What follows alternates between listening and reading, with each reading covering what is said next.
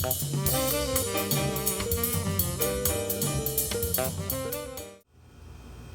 folks, welcome to another installment of Virtual Tastings here at Henry & Son with myself, Jill Mott. Today I wanted to focus on a region that I adore, and there's hardly any wine that's ever accessible from this area because it's usually gobbled up in California and New York, the coasts, because it's just a very small region that doesn't produce a lot of wine. I'm going to talk today about Domaine Marnes Blanches. They're located in the Jura, which is eastern central France. We're literally right over the border from Switzerland, very close to Lake Geneva. And in this region, thankfully, the southern part of the region in a village called Saint-Agné, we are lucky that two people, Geraud and Pauline Fromont, are making some of the most vivid, sparkling white and red wine around. Marnes Blanches, they've been making wine since 2006, but before they came to make wine, this partnership, they were growing grapes and various vegetables, fruits. They came from an agricultural background, which is really awesome because a lot of winemakers the world over, they come from they start to make wine because they're just really interested in making wine. It's cool, it's hip to make wine. So the fact that Geraud and Pauline come from a growing background, an agricultural background, is really pretty special, and they've been organic since the get-go, certified, the whole 9 yards, which is great. Here, all native ferments and low sulfur regimen, no filtering. They're only racking, which is moving wine from one vessel to another vessel in order to have it be clear without a lot of sediment. And I wanted to talk about a few wines today.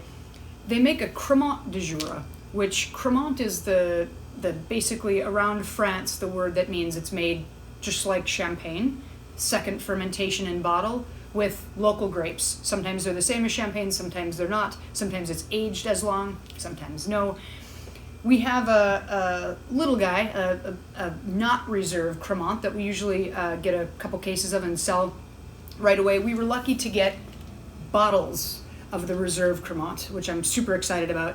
So this is a Chardonnay that is from literally vines planted in the 50s, which is awesome because in this region it's cool. Think of here in Minnesota, do we have 70-year-old grapevines? Not really. In this region, vines become quite unproductive when they get that old, or else they perish entirely. And here, Marnes Blanches, they found this plot planted in like the mid-50s and are making this gorgeous Chardonnay out of it. What's awesome is they ferment it partially in stainless steel to keep some fruitiness about it, partially in old oak to give kind of that luxurious nature of like a champagne. But here, what's so beautiful is they're aging this, the reserve is 24 months on the lees in bottle, which means kind of on the dead yeast cells, basically. And as much as that sounds fairly strange, those dead yeast cells is what gives this all kinds of champenois-like characters, or characteristics, like wheat dough and bread dough and spelt and grain and a little bit of oak creaminess that you can smell. And if you just look at the beautiful, not to sound hoity, but the mousse is just incredible. Bubbles are just rushing, very light in color. Oh. And the nose, I should just stop recording because this is just to drink this. It's so beautiful. White strawberries, like I said, spelt in the nose, like freshly ground grains and like a rising bread dough. It's just absolutely stunning.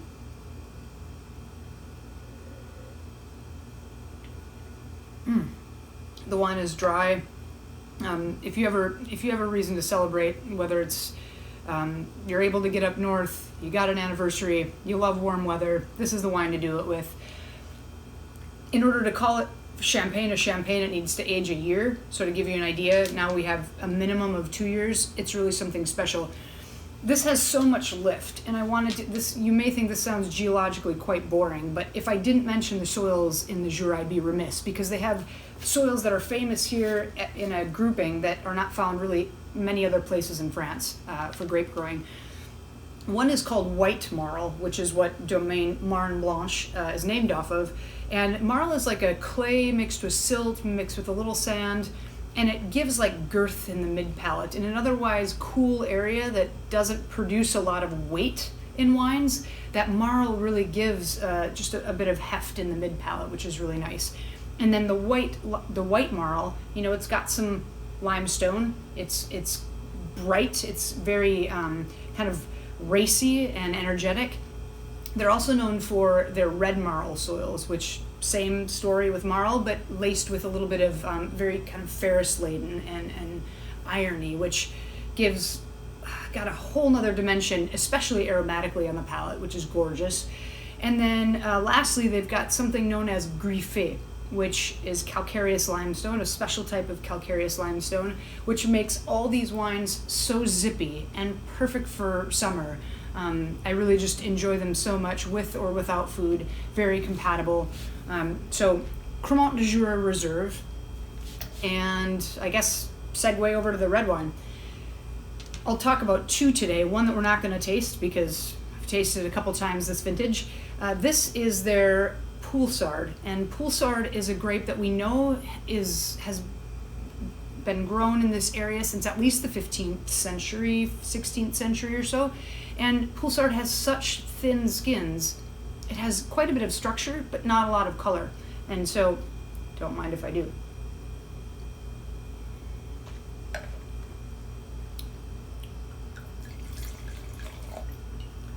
So Poulsard, those thin skins, if you can see, just has, the color is almost that of a really, really light red or a really dark rosé.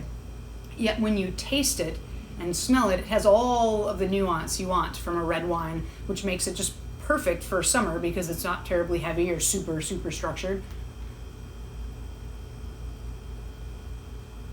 Oh, and it smells like dried red currants and fresh red currant jam, kind of oxymoronic in that way. You get a little dried red fruit, a little dark red, sour, tart fruit. Ferns, I smell something like undergrowth or something like, almost like rain, surprisingly. Not that rain smells like much, but when rain hits something, it magnifies its smell, right? So I get that for sure. And just a little bit of sun-dried tomato.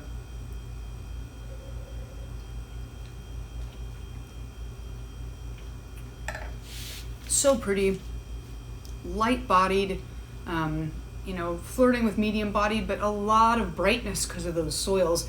A brief 2-day maceration gives it that gorgeous color.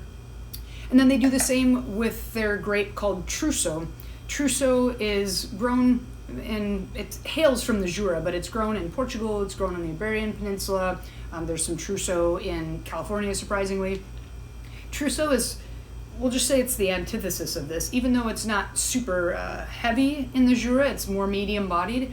It's got a lot more color, thicker skins, beefier, meatier, slightly more dark fruit-oriented in the nose, but has every bit as much like vivid brightness as the Poulsard and as the Cremant has on the palate due to the soils and the very light maceration that Marnes Blanches employs with their red wines, and also aging them in neutral French oak for a short time, which is just gorgeous because it gives it a little bit of the structure that the grapes crave and just a little bit more kind of overall complexity for your drinking pleasure. So during this summer, when you're wanting to either celebrate the fact that it's Tuesday, drinking something delicious, or whether you prefer something red, even though it's, we have 100-degree heat and indexes here in Minnesota, Minneapolis, get your hands on some amazing light to medium-bodied red wines from Domaine Marnes Blanches, because we won't have them for long. They're some of France's most coveted wines, and we're very lucky to have the small amount that we do. So enjoy them.